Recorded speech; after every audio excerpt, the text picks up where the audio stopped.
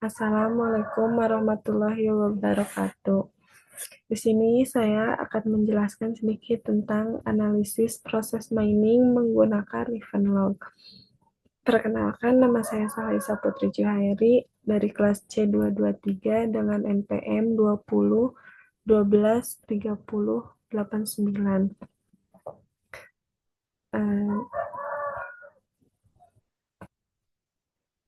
Pendahuluannya yaitu latar belakang proses mining merupakan teknik analisis yang digunakan untuk memahami alur proses bisnis berdasarkan data kerja event log.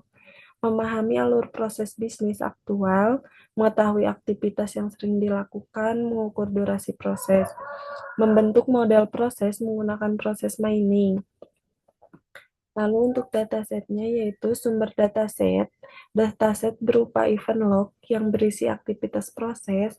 Atribut datasetnya yaitu timestamp, waktu kejadian aktivitas, case ID, identitas proses, dan activity yaitu nama aktivitas.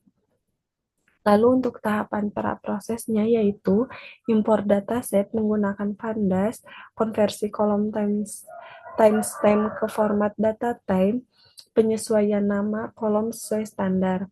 Tujuan pra-proses agar dataset dapat dianalisis menggunakan proses mining. Tahapan metodologinya yaitu data preparation, statistik event log, visualisasi aktivitas, proses discovery.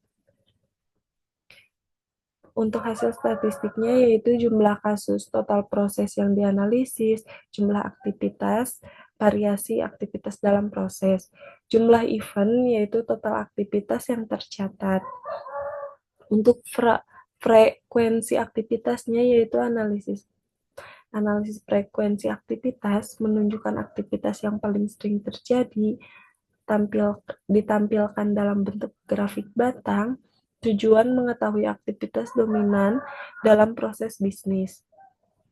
Durasi proses, analisis durasi kasus, menghitung waktu dari aktivitas awal hingga akhir, menentukan rata-rata durasi proses, visualisasi histogram durasi kasus. Lalu untuk proses discovery-nya yaitu metode yang digunakan ada alpha miner, inductive miner, heuristic miner, hasil model proses dalam bentuk P-tree, net, atau proses tree. Untuk konversi checkingnya itu tujuan mengukur kesesuaian antara model proses dan event log. Hasilnya nilai fitness semakin mendekati 1 semakin sesuai proses. Pembahasan sekuensi aktivitasnya yaitu pembahasan hasil proses utama dapat diidentifikasi dengan jelas, terdapat variasi durasi antara kasus, inductive miner menghasilkan model paling stabil. Untuk insight-nya itu potensi bottleneck proses, peluang perbaikan alur kerja.